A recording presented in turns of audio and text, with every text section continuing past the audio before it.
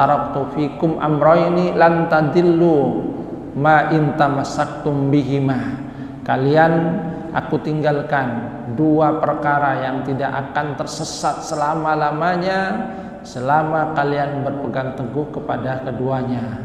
Yang pertama adalah kitab Allah yaitu Al-Quran, dan yang kedua adalah sunnah dari Rasulullah Sallallahu Alaihi Wasallam.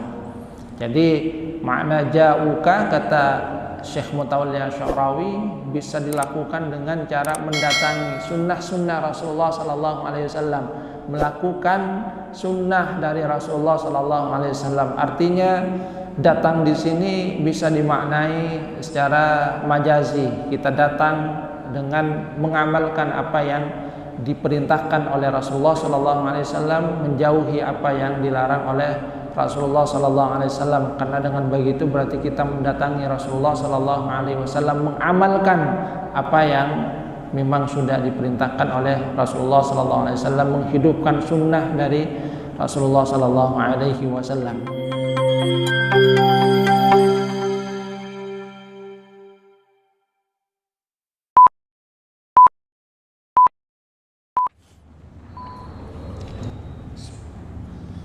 Assalamualaikum warahmatullahi wabarakatuh.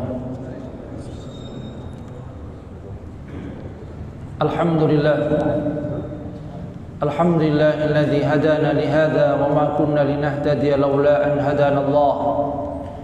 Asyhadu an la ilaha illallah wahdahu la syarika lah wa asyhadu anna Muhammadan abduhu wa rasuluhu la nabiyya ba'dah.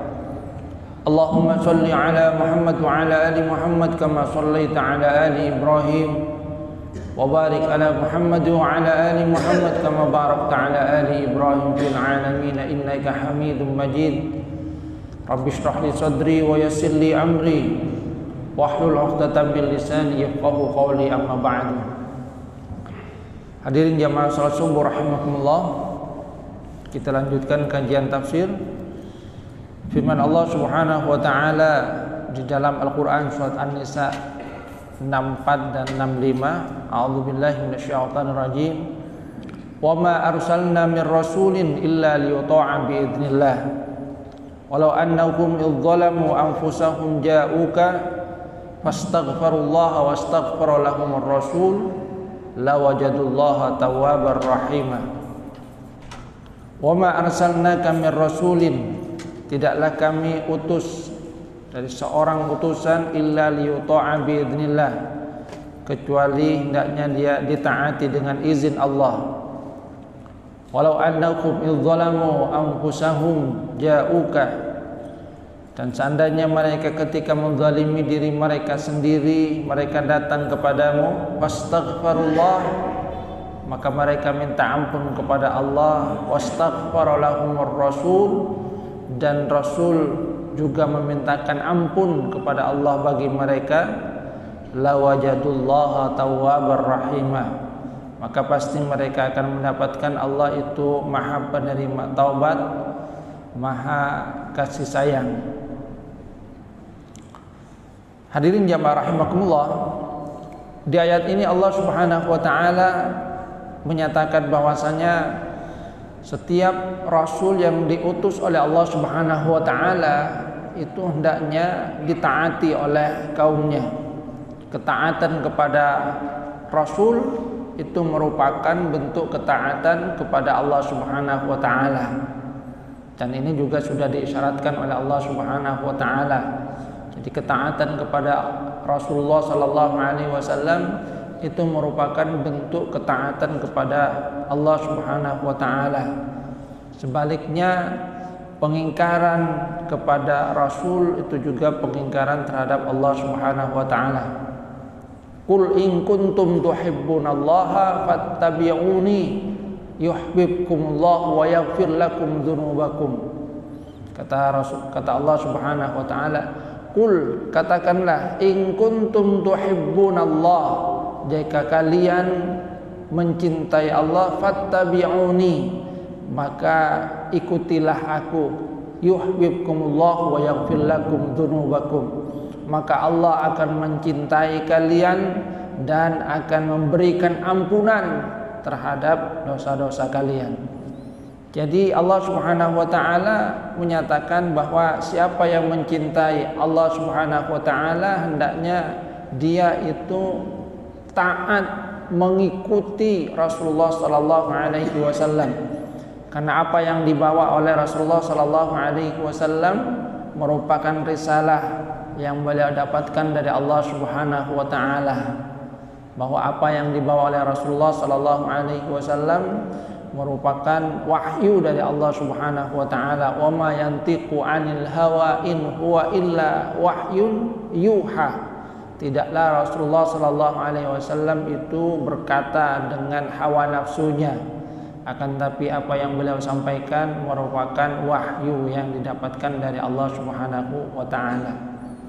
Wa ma arsalna mir rasulin illa liyuta'a bi idznillah. Tidaklah kami utus seorang utusan kecuali hendaknya ditaati dengan izin Allah Subhanahu wa taala. Jadi ketaatan kepada Rasul merupakan ketaatan kepada Allah Subhanahu wa taala. Seseorang yang mencintai Allah hendaknya dia taat patuh kepada Rasulullah sallallahu alaihi wasallam. Dan seorang yang menaati Rasulullah sallallahu alaihi wasallam sebagaimana dalam ayat tadi, yuhibbukumullahu wa yaghfir lakum dzunubakum. Dia akan dicintai oleh Allah dan juga akan diampuni dosa-dosanya. Wa may yuti'ir rasula faqad faza fawzan 'azima. Siapa yang taat kepada Rasul maka sungguh dia mendapatkan kemenangan yang nyata. Walau annahum idzalamu anfusahum ja'uka fastaghfirullaha wastaghfara lahumur rasul la wajadullaha tawwabar rahima.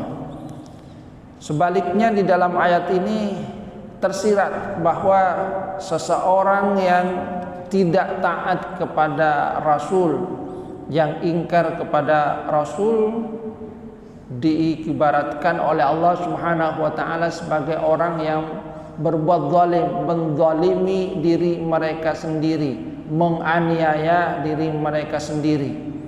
Kenapa itu kemudian dianggap sebagai satu penganiayaan terhadap diri mereka sendiri? Karena ketidaktaatan kepada Rasulullah sallallahu alaihi wasallam mempunyai implikasi tadi. Berarti dia tidak taat kepada Allah Subhanahu wa taala, apalagi kemudian mengambil hukum selain apa yang ditetapkan oleh Allah Subhanahu wa taala dan Rasulnya.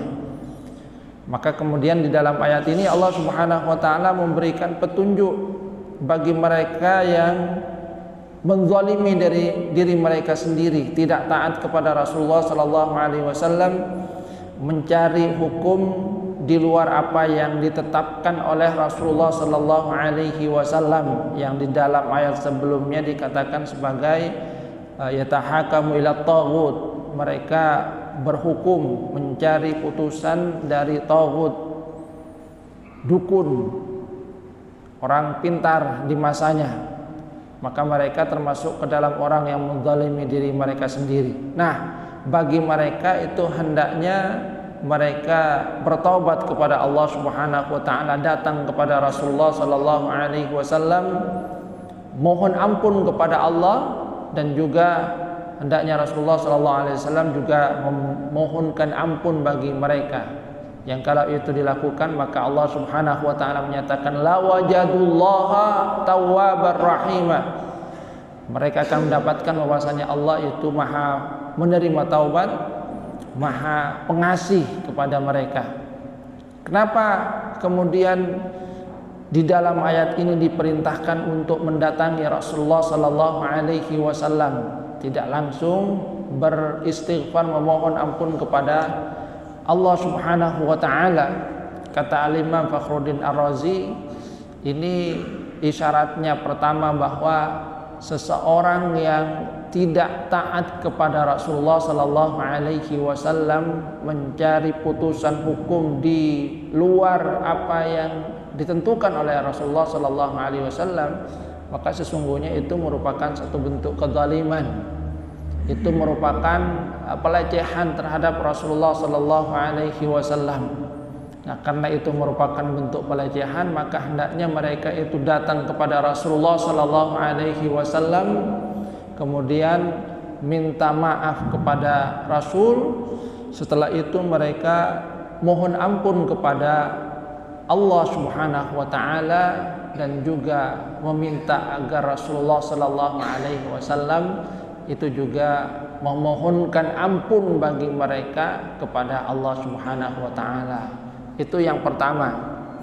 Kemudian yang kedua, beliau katakan boleh jadi keinginan untuk bertaubat, istighfar mereka itu tidaklah sempurna.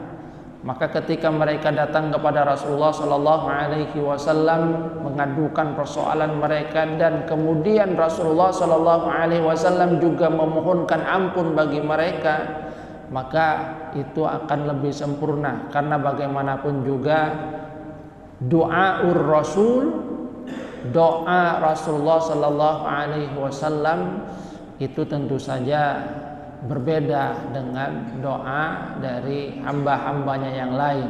Beliau adalah seorang yang dekat dengan Allah Subhanahu wa taala, doanya mustajab.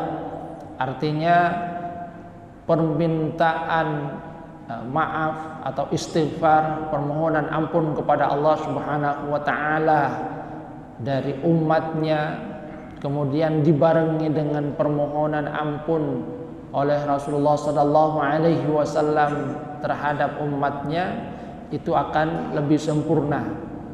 Sehingga dengan demikian diharapkan bahwasanya Allah Subhanahu wa taala akan benar-benar menerima taubat mereka, akan memberikan ampunan terhadap mereka, menurunkan kasih sayangnya kepada mereka. Nah, Al-Imam Syekh Mutawalli Asy-Sya'rawi kemudian juga menyatakan, beliau katakan, saya lama merenungkan ayat ini. Jadi beliau katakan lama merenungkan ayat ini. Kenapa? Di dalam ayat ini Allah Subhanahu wa taala menyatakan, walau annahum idzalamu anfusakum ja'uka fastaghfirullaha wastaghfara lahumur rasul lawajadullaha tawwabar rahimah. Di dalam ayat ini diisyaratkan bahwa seorang yang menzalimi diri mereka sendiri itu hendaknya datang kepada Rasulullah sallallahu alaihi wasallam, sehingga di samping istighfarnya kepada Allah Subhanahu wa taala, dia juga mengharapkan bahwasanya Rasulullah sallallahu alaihi wasallam itu memohonkan ampun bagi dirinya. Ini merupakan satu khususiyah yang diberikan oleh Allah Subhanahu wa taala kepada Rasulullah sallallahu alaihi wasallam. Yang pertama, di dalamnya menunjukkan tentang bagaimana sesungguhnya Rasulullah sallallahu alaihi wasallam itu begitu peduli terhadap umatnya.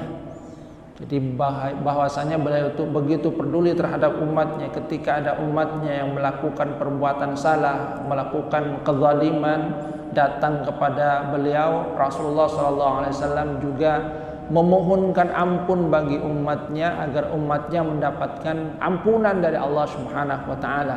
Jadi merupakan satu isyarat tentang bentuk kepedulian Rasulullah sallallahu alaihi wasallam kepada umatnya. Bagaimana beliau itu juga istilahnya empati terhadap apa yang dilakukan oleh umatnya.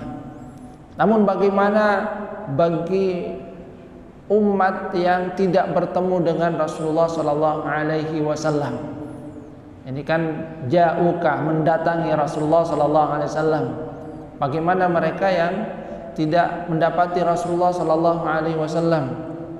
Kata Syekh Asy-Sya'rawi, beliau katakan bahwa di dalam hadis Rasulullah sallallahu alaihi wasallam itu sudah menyatakan hayati khairul lakum, bahwasanya hidupnya Rasulullah sallallahu alaihi wasallam itu baik untuk umatnya. Karena ketika Rasulullah sallallahu alaihi wasallam bersama umatnya, Rasulullah memberikan petunjuk yang terbaik bagi umatnya. Ketika ada persoalan, umatnya datang kepada Rasulullah Sallallahu Alaihi Wasallam, meminta kepada Rasulullah pemecahan persoalan yang mereka hadapi, apa yang mereka kemudian hadapi kemudian diputuskan oleh Rasulullah Sallallahu Alaihi Wasallam. Rasulullah memberikan petunjuk yang terbaik bagi umatnya, sehingga dengan demikian diharapkan bahwasanya persoalan-persoalan yang dihadapi oleh umat Rasulullah Sallallahu Alaihi Wasallam secepatnya terselesaikan dengan baik, karena Rasulullah Sallallahu Alaihi Wasallam adalah Rasul utusan Allah Subhanahu Wa Taala. Apa yang beliau putuskan itu merupakan apa yang berasal dari Allah Subhanahu Wa Taala. Wa ma yantiqu 'anil hawa in huwa illa wahyun yuha. Kemudian ketika Rasulullah SAW menyatakan bahwasanya hayati khairul lakum, beliau juga menyatakan bahwa mamati khairul lakum, bahwa wafatnya beliau itu juga baik untuk umatnya.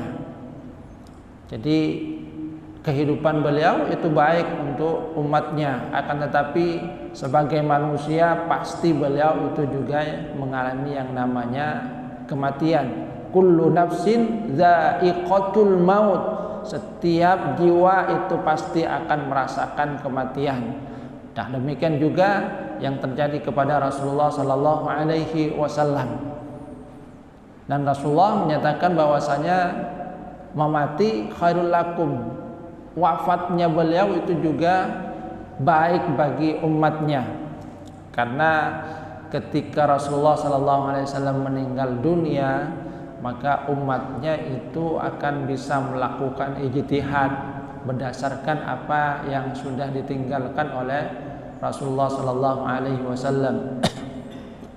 Kemudian berkaitan dengan apa yang kita bahas, Rasulullah Sallallahu Alaihi Wasallam itu menyatakan bahwa amal-amal kita itu yu'radu alayya, kata Rasulullah, amal umat itu akan diperlihatkan oleh Allah Subhanahu Wa Taala kepada Rasulullah Sallallahu Alaihi Wasallam.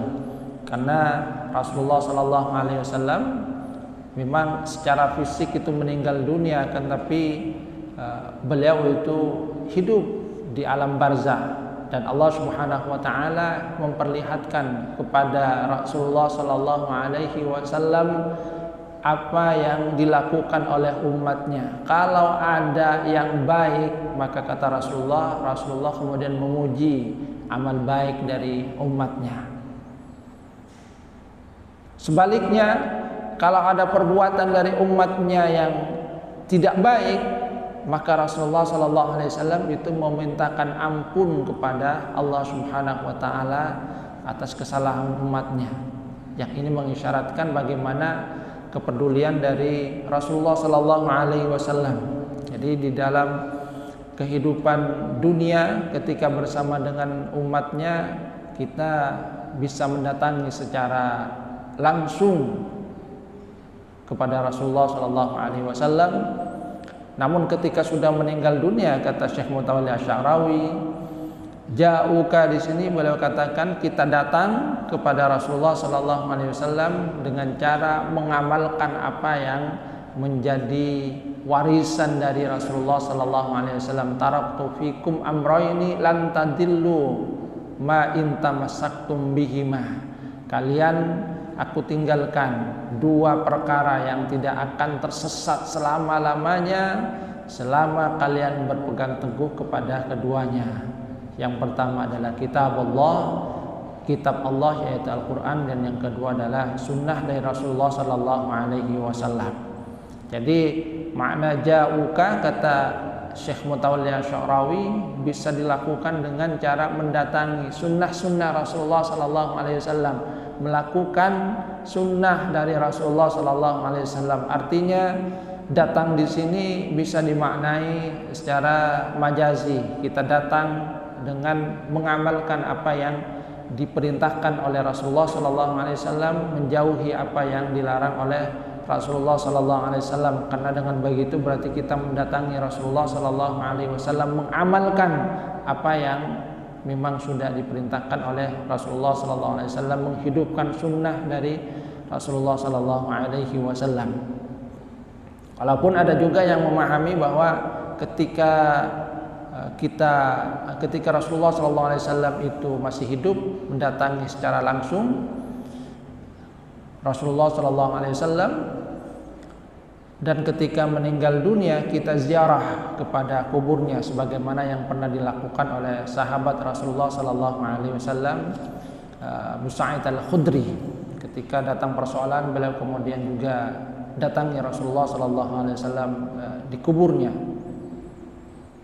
Karena sekali lagi Rasulullah SAW hidup di alam barzakh. Setiap umatnya menyampaikan sholawat, maka Rasulullah SAW menjawab sholawat kita. Dan kalau kita hitung ya, setiap saat pasti ada umat dari Rasulullah SAW yang membacakan sholawat kepada Rasulullah SAW, sehingga Rasulullah SAW setiap saat membalas sholawat yang dibacakan umatnya kepada beliau. Namun yang paling penting di sini adalah bahwa ketika seorang itu menzalimi diri mereka sendiri, dalam artian kemudian tidak taat kepada Rasulullah SAW, maka hendaknya mereka itu bersegera untuk memohon ampun kepada Allah Subhanahu wa taala. Ja'uka fastaghfarullah, mereka mohon ampun kepada Allah Subhanahu wa taala. Jadi mohon ampun kepada Allah Subhanahu wa taala. Sebab di dalam hadis Rasulullah SAW itu juga mengisyaratkan bahwa kullu bani Adam khata', setiap anak Adam itu punya potensi untuk berbuat salah. Namun beliau katakan wa khairul khata'ina tawwabun, sebaik-baik dari yang banyak berbuat salah itu adalah yang banyak bertaubat. Jadi kita sesungguhnya adalah makhluk yang punya potensi berbuat salah. Artinya kalau anak Adam berbuat salah itu adalah sesuatu yang wajar, karena kita adalah manusia yang di dalam diri kita itu ada tarikan antara hawa nafsu, fa'alhamaha fujuraha wa taqwaha. Ada dua yang ada dalam diri kita, tarikan fujur dan tarikan takwa. Fa'alhamaha fujuraha wa taqwaha. Fujur, takwa. Maka bisa jadi satu saat kemudian kita tergiring kepada fujur, di saat yang lain kemudian lebih dominan takwa. Al-insan ma'al khata' wa nisyan. Kullu bani Adam khata', itu kata Rasulullah SAW. Namun kemudian Rasulullah SAW mengisyaratkan wa khairul khata'ina tawwabun, sebaik-baik yang banyak berbuat salah adalah yang banyak bertaubat kepada Allah Subhanahu wa taala. Bahkan di dalam hadis yang lain Rasulullah SAW itu mengisyaratkan bahwa biasa manusia itu berbuat salah, yang penting tidak berkubang di dalam kesalahan itu. Bahkan di dalam hadis Rasulullah itu mengisyaratkan seandainya ada satu penduduk yang kesemuanya kemudian tidak pernah berbuat salah, berbuat baik terus, tidak pernah berbuat salah, maka Allah Subhanahu wa taala akan mengganti dengan kaum yang pernah berbuat salah, yang setelah itu mereka mohon ampun kepada Allah Subhanahu wa taala, karena Allah itu punya sifat Ghaffar.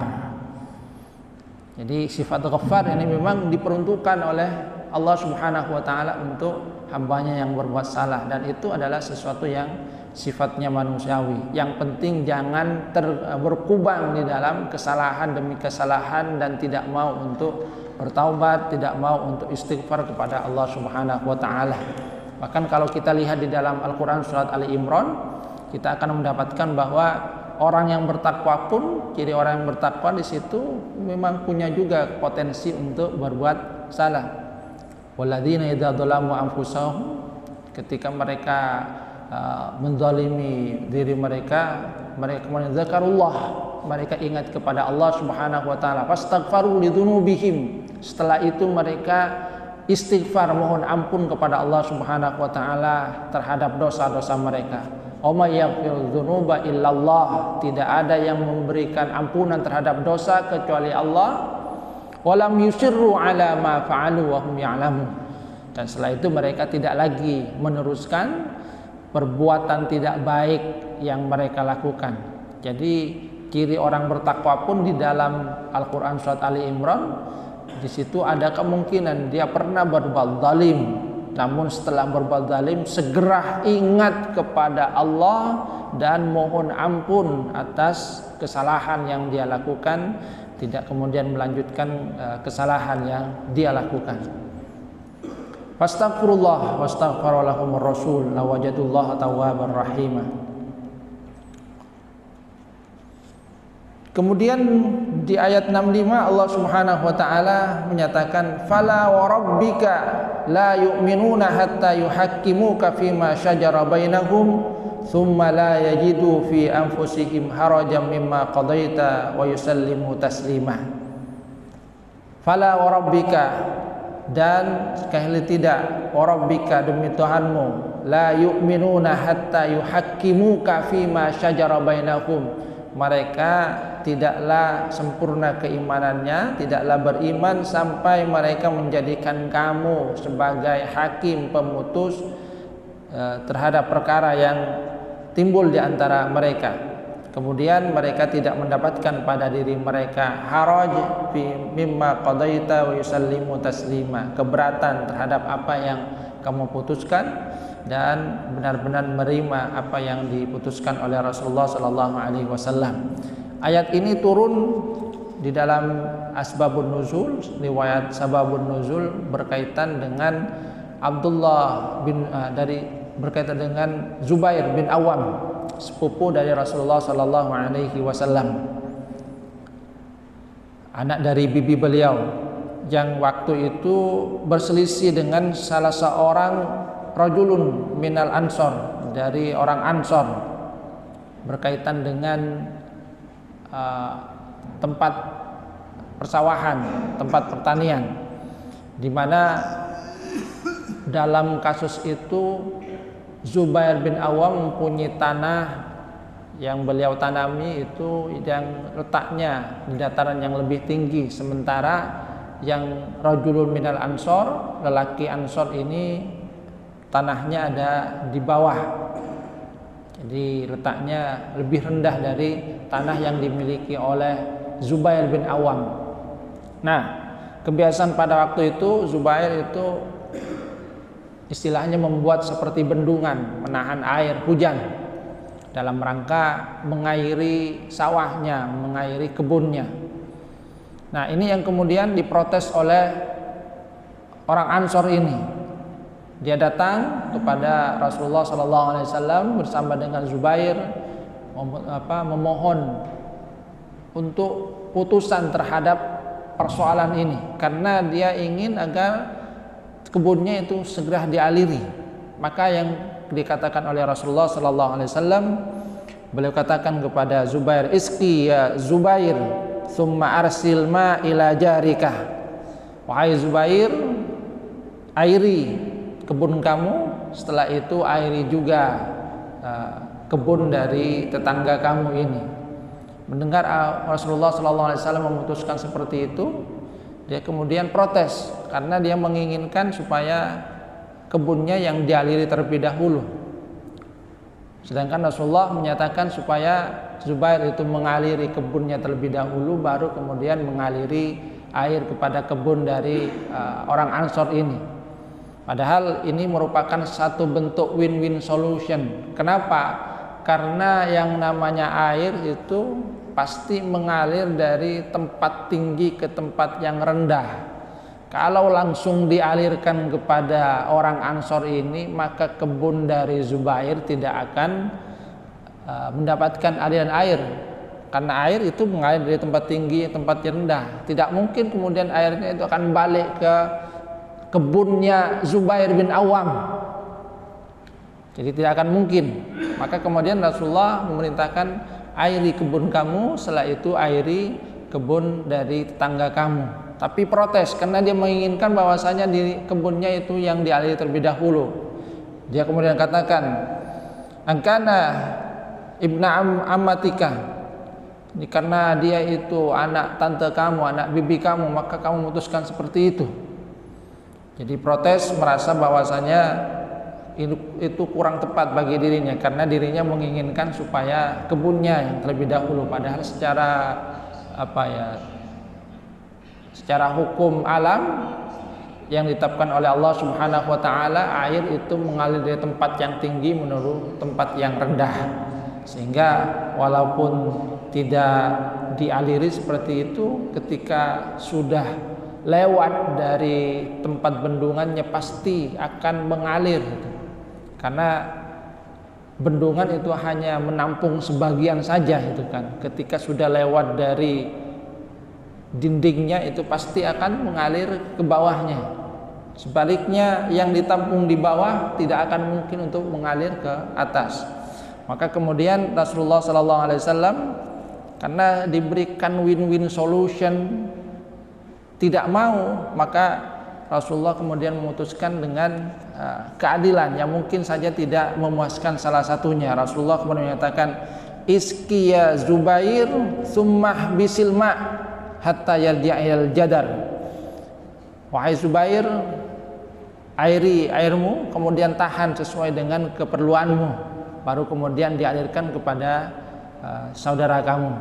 Ini adalah putusan berdasarkan keadilan. Kalau yang tadi win-win solution sudah lebih baik sebetulnya, tapi ternyata dia tidak mau, maka Rasulullah akhirnya memutuskan sesuai dengan keadilan, karena tadi apa yang ditampung oleh Zubair itu hanya sebagian saja. Ketika lewat dari tempat penampungannya pasti akan mengalir ke tempatnya yang rajul minal ansor itu, yang tempatnya lebih bawah. Lebih itu pasti akan segera mengalir, walaupun tidak diperintahkan, pasti akan mengalir sendiri. Nah, ayat ini kemudian turun berkaitan dengan peristiwa ini, di mana Rasulullah SAW mengisyaratkan bahwa salah satu bentuk keimanan adalah ketika mereka itu menjadikan Rasulullah SAW sebagai pemutus, sebagai hakam pemutus dari persoalan mereka, yang ketika itu kemudian mereka hendaknya menerima apa yang diputuskan oleh Rasulullah SAW, tidak kemudian protes seperti tadi. Karena apa? Karena apa yang diputuskan oleh Rasulullah SAW itu adalah putusan yang memang bukan didasarkan atas hawa nafsu, sehingga dikatakan di sini bahwa la yu'minuna imanan haqqan illa bitawafuri salasi sifatin, bahwa dari ayat ini kemudian tersirat bahwa keimanan yang sebenarnya itu akan terwujud manakala memenuhi 3 sifat yang berkaitan dengan Rasulullah SAW tadi. Yang pertama, ayyuhakkimur rasula fi qadaya al-munaza'at allati yakhtalifuna fiha, yaitu hendaknya mereka itu menjadikan Rasulullah SAW sebagai pemutus dalam persoalan-persoalan perselisihan yang ada di tengah mereka. Fala yu'minu ahadun hatta yuhakkimar rasul fi jami'il umur, maka tidaklah sempurna keimanan mereka, tidaklah beriman sampai mereka itu menjadikan Rasulullah SAW sebagai pemutus perkara mereka. Jadi artinya seorang yang beriman itu akan menjadikan Rasulullah SAW sebagai pemutus perkara, karena Rasulullah SAW adalah utusan Allah. Rasulullah itu adalah sebaik-baik pemutus. Kemudian yang kedua, setelah mereka menjadikan Rasulullah SAW sebagai pemutus perkara mereka, alla yajidu harajan ay dhiqan wa syakkan fima yahkumu bih, tidak mendapatkan haraj, keberatan, kesempitan, keraguan terhadap apa yang diputuskan oleh Rasulullah SAW.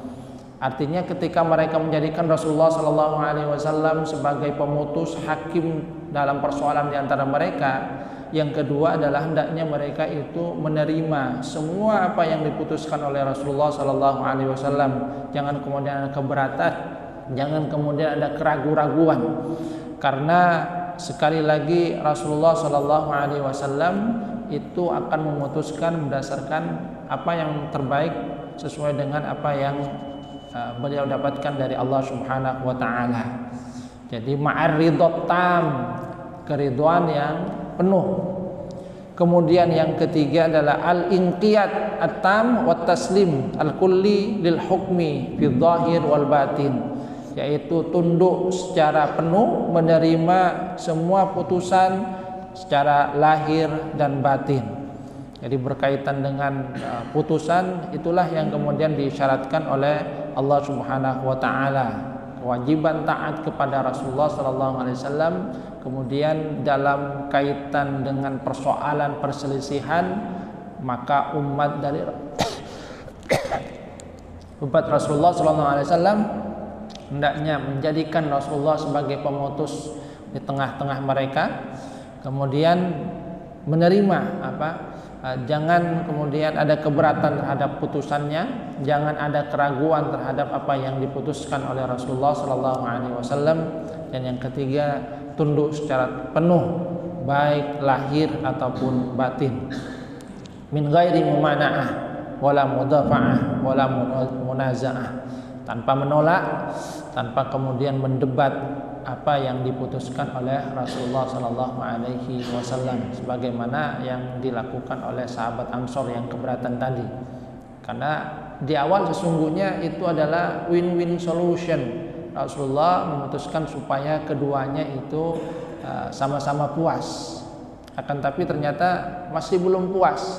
Jadi ada rasa tamak pada dirinya yang ingin mendapatkan terlebih dahulu. Padahal kalau langsung dialirkan kepada sawahnya, kepada kebunnya, maka pasti sawah atau kebun dari Zubair bin Awam tidak akan kebagian air, karena posisinya ada di atas, tidak mungkin kemudian airnya balik lagi. Dengan itu sesungguhnya win-win solution. Ternyata tidak mau, akhirnya Rasulullah menyatakan sesuatu yang sudah berdasarkan keadilan, tahan, airi, kemudian tahan sesuai dengan keperluan, baru dialirkan kepada saudaranya. Karena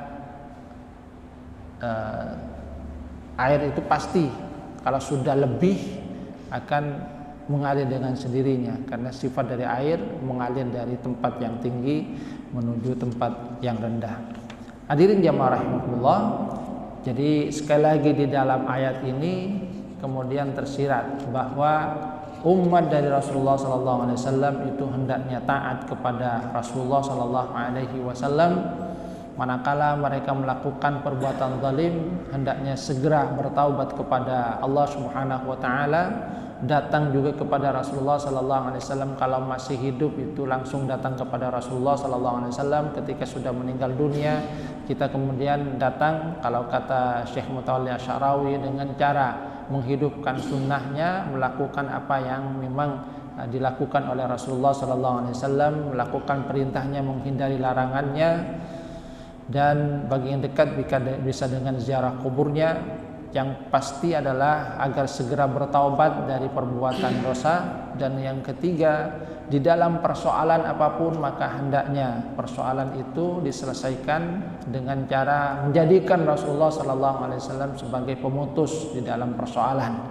Bagi kita yang hidup sesudah Rasulullah SAW, maka menjadikan Rasulullah SAW sebagai pemutus adalah dengan mempelajari apa yang sudah diputuskan oleh Rasulullah SAW, sehingga apa yang kita putuskan juga diharapkan sesuai dengan petunjuk yang diberikan oleh Rasulullah SAW. Yang dengan demikian mudah-mudahan kita akan mendapatkan tadi ampunan dari Allah Subhanahu wa taala, mendapatkan kasih sayang dari Allah Subhanahu wa taala. Ini saja yang dapat saya sampaikan, kurang lebihnya mohon maaf. Wabillahi taufiq wal hidayah wa ridha wal inayah. Subhanakallahumma wa bihamdika asyhadu an la ilaha illa anta astaghfiruka wa atubu ilaik. Assalamualaikum warahmatullahi wabarakatuh.